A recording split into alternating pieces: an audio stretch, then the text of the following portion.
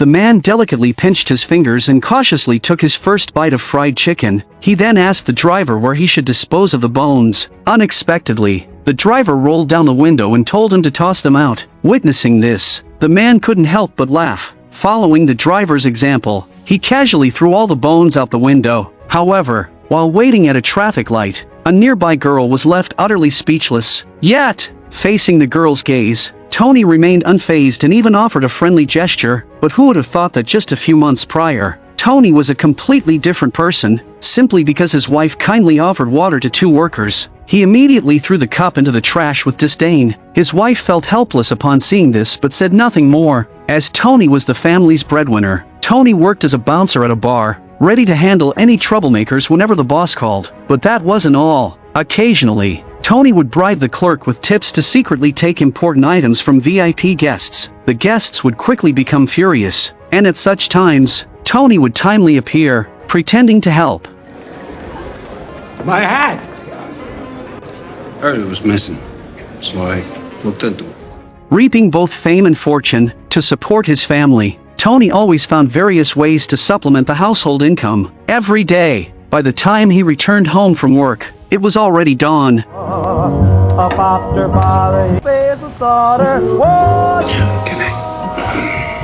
But one day, Tony used excessive force on a troublesome guest who had significant connections, leading to the bar's closure for several months and leaving Tony unemployed. He had to find ways to earn extra money, so Tony entered an eating contest on an empty stomach. As long as he could out-eat his opponent, he would win a $50 prize. However, his opponent could eat 24 hot dogs in one go, and halfway through the contest, Tony was already struggling. His wife thought Tony was crazy upon hearing this. Are you crazy? You lost $50? Doris, please. I ate 26. You are so lucky. But Tony couldn't always rely on luck. With rent due next week, he had to find a decent job first. So, on a friend's recommendation, he went to a pianist's residence to apply for a driver position. The office was luxuriously decorated, even featuring pairs of ivory. Tony couldn't help but sit upright, but to his surprise, the pianist named Shirley was lofty, sitting like royalty, and his first question was straight to the point. Do you foresee any issues in working for a black man? No. For the sake of livelihood, Tony chose to compromise. It turned out that Shirley needed more than just a regular driver. He planned a national tour, with most performances in the South. Tony had to help Shirley handle any troubles along the way to ensure smooth performances. The entire job would last about 8 weeks, with a weekly salary of up to $100, including food and accommodation. I'm not just hiring a chauffeur. I need someone who can handle my itinerary, be a personal assistant. I need a valet. I need someone who can launder my clothes, shine my shoes. Tony finally couldn't stand it. He could accept all the conditions except being a servant. In inquiries made by the record company, Tony's name appeared more than once. Many were impressed by him because Tony was a natural at solving problems. That's why Shirley specifically called to inquire, and Tony was willing to take a step back. As long as the pay increased to $125 and he wouldn't be a manservant, he would take the job. Thank you for stopping by.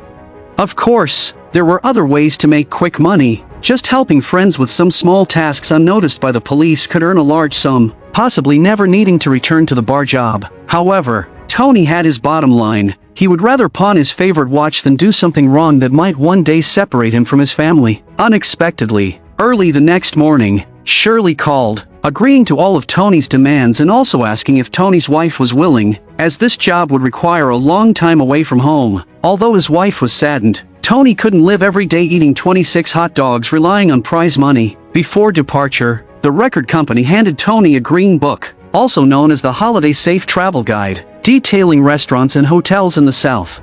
I want you to write me a letter every chance you get. I can't write letters. Yes, you can. I can't Take write. you 5 minutes, promise. It's embarrassing. It ain't gonna be no good. It's a lot cheaper than calling long distance, Tony. Promise me you're gonna write. I promise. I love you. I love you too. His wife also specially prepared sandwiches for Tony and Shirley, and Tony promised his wife he would return home before Christmas. Accompanying them were 2 musicians assisting Shirley, along with 2 brand new luxury sports cars. Thus, they embarked on their journey in grand fashion. On the road, Shirley instructed Tony on 2 points. First, ensure that every performance uses a Steinway piano.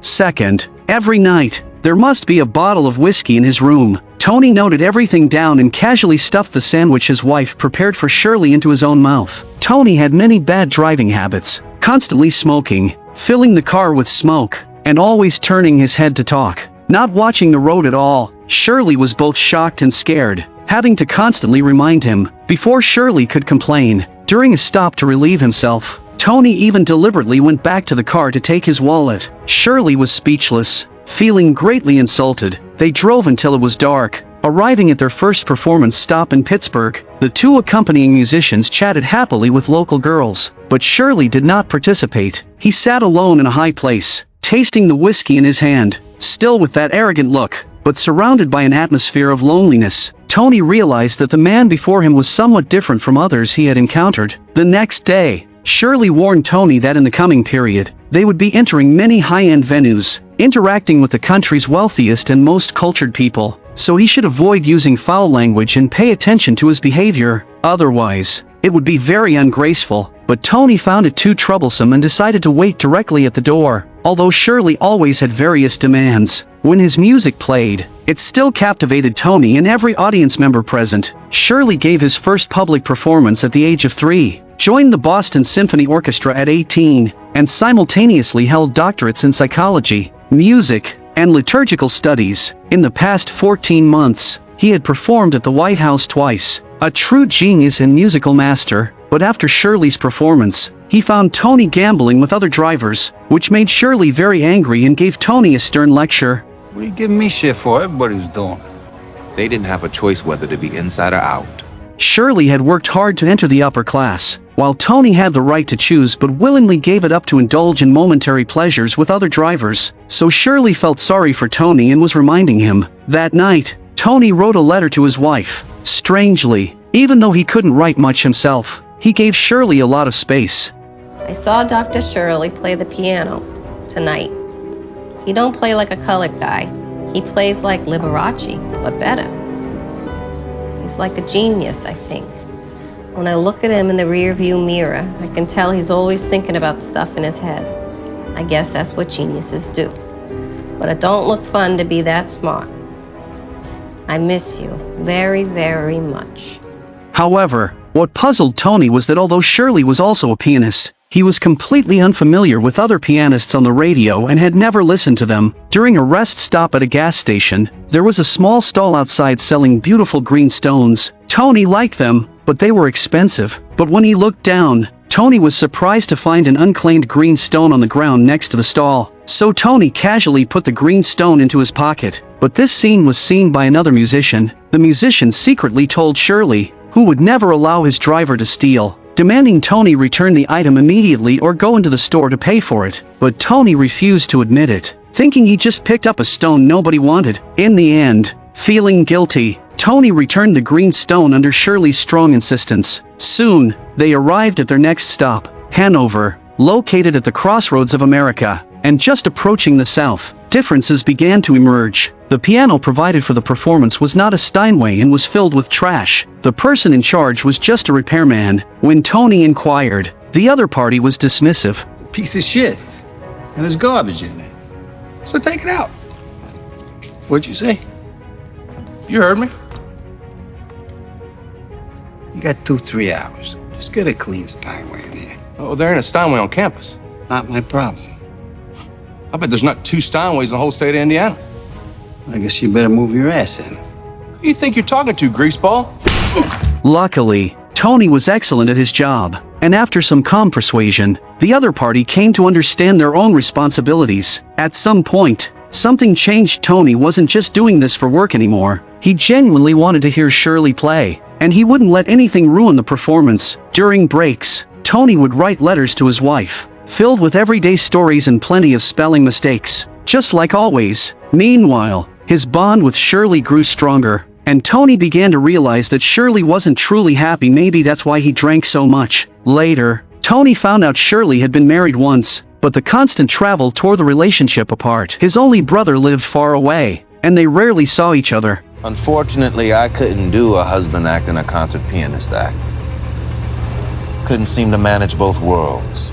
Then suddenly, Tony lit up with excitement. They were in Kentucky, and right up ahead was a local KFC. Shirley turned up his nose at fried chicken. He had never eaten it before and thought it was far too improper to eat. But Tony made it look so delicious that, after some coaxing, Shirley finally took a cautious bite of his very first piece of fried chicken. He never imagined something so simple could taste that good, so he reached for a second piece, and just like Tony, tossed the bone out the window. Tony hadn't thought too deeply about it. He never minded being called an Italian who loved meatballs, pizza, and pasta. In other words, because they were friends. In that moment, none of those things really mattered. By the time they truly arrived in the South, most hotels had already refused to accept them, so Shirley could only stay at those listed in the Green Book. But those places were filthy and chaotic, and the neighbors didn't seem friendly at all. Tony couldn't help but question if there was a mistake in the guidebook, but Shirley had clearly gotten used to this kind of thing. Shirley, dressed in a tailored suit, stood out awkwardly in that environment when he simply declined an invitation to play ball. He was immediately mocked. Shirley was helpless. He simply didn't fit in. As Tony was just about to fall asleep,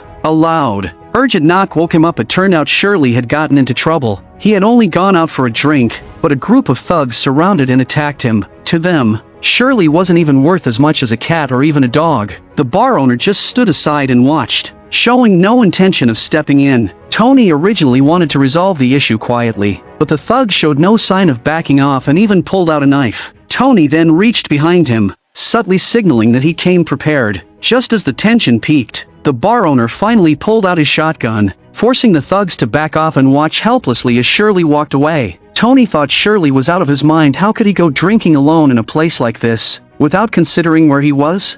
But was geography really the issue? Even at a bar near Tony's home, if Shirley dared to walk in, would it be any different? Tony was speechless, and finally made Shirley promise never to go alone again when he wasn't around. Tony deeply admired Shirley, for even after being humiliated the night before, he could still deliver his best performance the next day for those who looked down on him. On the road, the sports car broke down due to an overheated engine, and Tony had to stop and make repairs. Shirley looked up and saw two different worlds, people nearby staring at him as if he were the odd one out. That kind of gaze made Shirley uneasy, so he hid inside the car but couldn't help peeking out again. The performance went on, and the host proudly introduced their guest of honor, Shirley, but when it came to pronouncing Tony's difficult last name, the host stuttered for quite a while. Shirley had already anticipated this situation, but no matter what he said, Tony refused to change his name. That evening, to honor Shirley's visit, the host prepared a special dish, spicy, homemade fried chicken. Tony felt a bit awkward, because back in those days, ordinary folks weren't allowed to raise cattle or sheep, but they could raise cheap chickens, and since fried chicken was tasty and convenient, it gradually became associated with poor people, turning it into a stereotype. Shirley hated that kind of stereotype, but he still did his best during the performance, and everyone applauded his incredible piano skills. However, during intermission, when Shirley wanted to use the restroom, the host stopped him and pointed outside. Shirley was stunned. It was the most basic and run-down outhouse imaginable. Even though Shirley had considered the host's needs at every turn, even though he was talented, polite, and refined, these so-called cultured upper-class elites still looked down on him. No different from the street thugs, Tony suggested he could just go in the bushes by the roadside. But Shirley, determined to protect his dignity, refused and even took some of his frustration out on Tony. But the truth was, Shirley understood, Tony understood, and so do we. Watching this was Prejudice, and prejudice doesn't just disappear, no matter how unfair it is. After the performance, Shirley smiled and shook hands with everyone, which completely puzzled Tony. What could make Shirley act this way? If someone had told Tony to use an outdoor toilet like that, he'd have chosen to pee in the living room in front of everyone, and humiliating situations like this were bound to happen again. Maybe, for Shirley, something mattered even more than money and dignity. The next day, watching Tony scribble out yet another rambling, trivial letter, Shirley finally couldn't stand it and decided to help him write a proper love letter. Dear Dolores, It was the easiest thing I have ever done. Nothing matters to me but you. And every day I'm alive, I'm aware of this. I loved you the day I met you. I love you today, and I will love you the rest of my life.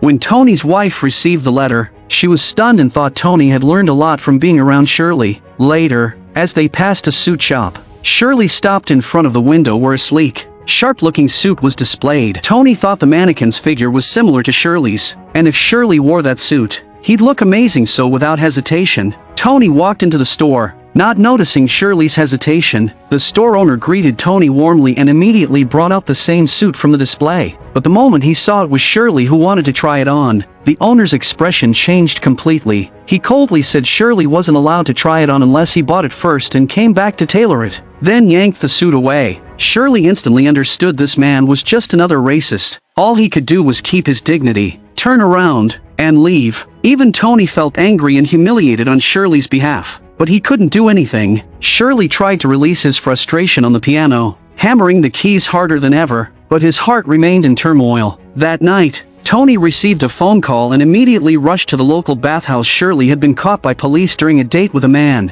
When Tony arrived, Shirley was handcuffed, completely naked, with visible bruises on his face. The officers didn't even bother to give him a towel. Luckily, Tony was good at handling situations like this. He pulled out a wad of cash and said he suddenly felt like donating to the department. Only then was Shirley released. But Shirley was furious. He felt it was unfair. Why should the officers who mistreated him receive Tony's money as a reward?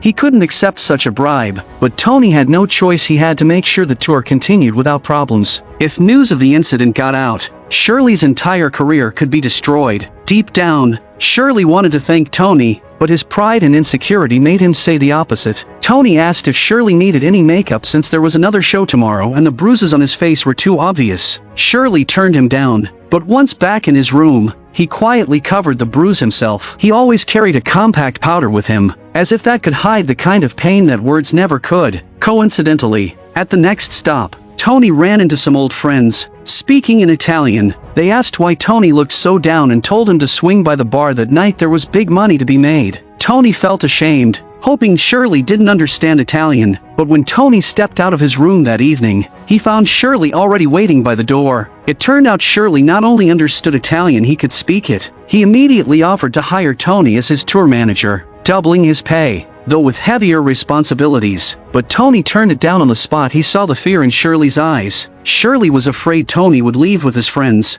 so he waited outside, too embarrassed to ask him to stay, expressing it the only way he could. Tony, I'm sorry about last night. Don't worry about it. I know it's complicated work.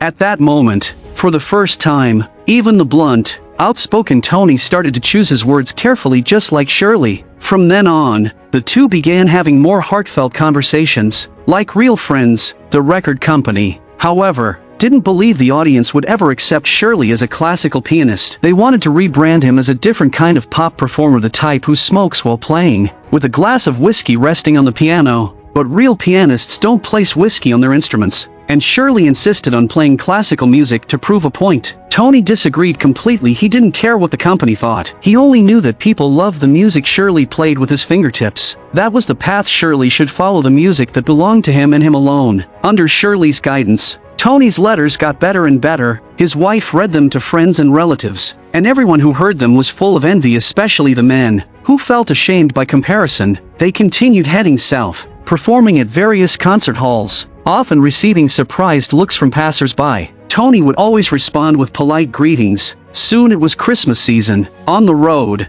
heavy rain poured down, and a narrow route ahead was blocked by a police car. It was supposed to be a routine checkpoint, but when the officers saw Shirley in the back seat, their faces changed immediately. They said this was Sunset Town and they weren't allowed in at night. Tony was confused, but the officers didn't care. It was blatant discrimination. The younger officer had no choice but to comply. And Tony, already soaking wet from being ordered out of the car, still wasn't left alone. The officers' continued provocations finally pushed Tony over the edge, and in a fit of rage, he slapped the man. Predictably, Tony was arrested for assaulting an officer. What he didn't understand was why Shirley was arrested too. Shirley demanded to call his lawyer, and the police initially refused until the young officer quietly persuaded them to let him make the call. Shirley hoped Tony would learn from this. Acting on impulse never solves anything. The officer Tony had hit was now calmly sipping coffee with his colleagues, while they were locked behind bars, possibly missing the next performance. It wasn't worth it, but this time,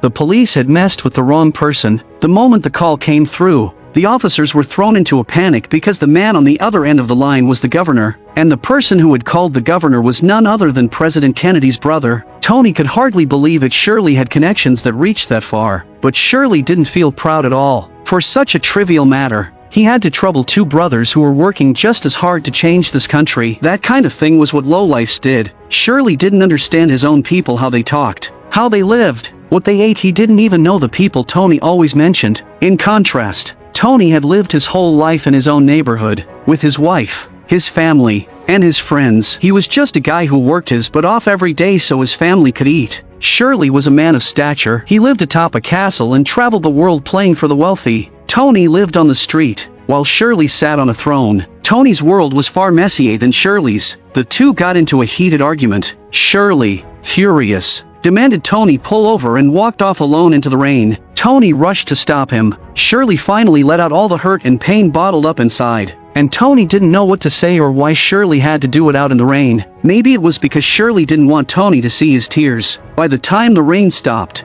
it was already late at night. Shirley wanted to find a place to rest, and Tony suggested stopping at a motel ahead, where Shirley could sneak in unnoticed, but Shirley refused. Tony picked up the green book again. By the time they found a place that would accept Shirley, it was already past midnight. But this time, Tony chose to stay with Shirley. After everything they'd been through, Tony now truly understood Shirley, especially that silent, wordless kind of loneliness. When Shirley saw Tony writing another letter to his wife, he wanted to help again, but to his surprise, even though the writing was still a bit clumsy and naive, Tony had already grasped the essence. Tony thanked Shirley for teaching him how to write, and suggested that maybe, when Shirley got home, he could write to that distant brother of his. But Shirley said his brother knew where to find him if he wanted to. He'd come. I wouldn't wait.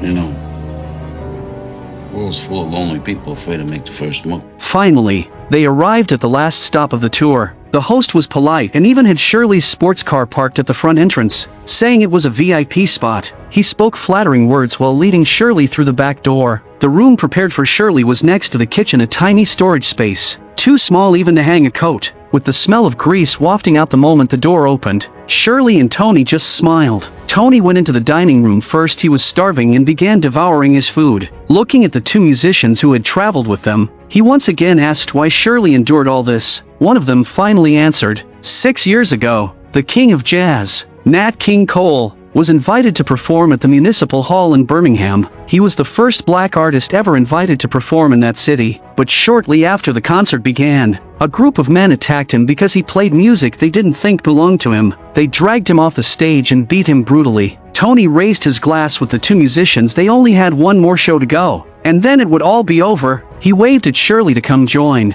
but the staff stopped Shirley. Tony assumed it was a mistake and explained that Shirley was the star of tonight's show, not one of the servers carrying trays. But the host said this had always been the tradition, even if Shirley was a VIP. Even with only 45 minutes left before his performance, he still wasn't allowed to dine in the restaurant. Tony raised his voice on purpose so everyone could hear, but the host still wouldn't budge. He said he could have the chef send Shirley's food to his room. Then he suggested a diner down the road, one that would be happy to serve Shirley. Seeing how things were going, Tony told Shirley that the food here wasn't that great anyway, and it was the last show. Just hold on a little longer and they could head home. As Shirley turned away, the host handed him the menu and said the fish was excellent tonight. But this time, Shirley chose not to remain silent. Either I eat in this room, or I'm not performing tonight. The host pulled Tony aside, hoping he could talk some sense into Shirley. There were over 400 guests waiting to hear Shirley play, and time was tight. But Tony didn't understand why an exception couldn't be made just once. The host replied that even when the Celtics won the championship and dined there, the different ones on the team weren't allowed to eat in the restaurant either. He then pulled out his wallet, took out $100 bill, and tried to bribe Tony, sneering that if Tony couldn't be bought, he wouldn't be doing this job. Tony exploded with anger. He had never felt so helpless before, and Shirley's trembling voice filled him with heartbreak. I'll play, if you want me to. Looking at this smug bastard in front of him, Tony gave his answer. Seeing Shirley about to leave, the host panicked, dropped the act, and began shouting curses. But Shirley and Tony turned and walked away without looking back. They went to that roadside diner instead, though their outfits were a little out of place. No one there looked down on Shirley. There was an old piano on the stage, not a Steinway, but Shirley sat down anyway and gently moved the whiskey glass aside. He stayed true to himself and played the music Tony said was truly his. The house band joined in. That night, Shirley played with rare joy and even smiled. But the moment they stepped outside, Tony pulled a gun. Two men jumped out from behind the car and ran off in panic. Along the way, Shirley had taught Tony a lot, but Tony also taught Shirley that when traveling, never flash your wealth. Then they hit the road again, because Tony had promised his wife he'd be home by Christmas. They drove through the night, into the morning, and then through another night, with snow beginning to fall. Shirley suggested they use the lucky stone for protection. He'd known all along that Tony never returned that green rock. On another narrow country road, they were stopped by police again. Tony braced himself, but the officer simply warned them that their car's rear tire had burst and was dangerous. He'd even called for a repair truck. Turns out, the world may be bad but not completely broken. They were close to home, but Tony couldn't keep going. He was so tired he could barely keep his eyes open. It seemed his promise to his wife would be broken after all. Back home, the house was packed, and dinner was about to begin. Tony's wife kept glancing out the window, worry plain in her eyes. Christmas carols echoed through the streets, and finally they made it. Shirley was driving, and Tony was snoring. When he woke up, they were already home. Shirley left without a word. Tony's job was done. Who knew when or if they'd see each other again? Maybe they weren't even real friends. Humming a Christmas tune, Tony walked through the door. Everyone shouted, "Shakespeare's home," and gathered around to greet him. But of course, Tony didn't forget the one woman who had waited for him. He embraced his wife tightly. The small dining room was filled with joy and noise. Meanwhile, Shirley sat alone in his castle, accompanied only by the silence of his throne, holding the green stone in his hand. Shirley remembered Tony's words. There are so many lonely people in this world, all afraid to take the first step. Tony's family noticed he was acting strange. He was uncharacteristically quiet at the dinner table. He simply said he was tired, and accepted back the watch he had once pawned. But in truth, Tony was waiting for someone. A knock came. He jumped up to open the door. Only a neighbor. Tony looked disappointed, but it was no surprise. Just as he was about to close the door, Shirley appeared. Tony's wife turned around. She instantly knew it was him, and Shirley recognized her right away too. The film ended on a perfect note of reunion. Even more touching, it was based on a true story. Shirley continued to tour and record music, earning high praise for his work. Frank returned to his bar job, became head waiter, and remained happily married. Tony and Shirley stayed friends for life. They passed away just months apart in 2013. And yet, despite all the courage, all the suffering, and all the effort, in the end, the only person Shirley truly changed was Tony, or perhaps only Tony's family. Prejudice is harder to erase than we imagine. No matter how much you try to cover it up, it's still fragile underneath. Shirley was a unique man caught between many worlds. Just as Tony said, the world has too many lonely people, all afraid to take the first step. Shirley was one of them. Noise and loneliness followed him everywhere, but noise and loneliness aren't always enemies. In their tension and compromise lies the full mystery of life. A person's life is just a dance between the two, wanting worldly joys while also preserving a clear, resilient mind. Life is a duel between noise and solitude. No one escapes untouched. Some people die with more noise, some with more silence. What survives, that sliver that endures, is what we call the self. And just like a piano can't play with only white keys, the world will never be only black and white. I'm a movie enthusiast. Please subscribe to my channel, and I'll see you next time.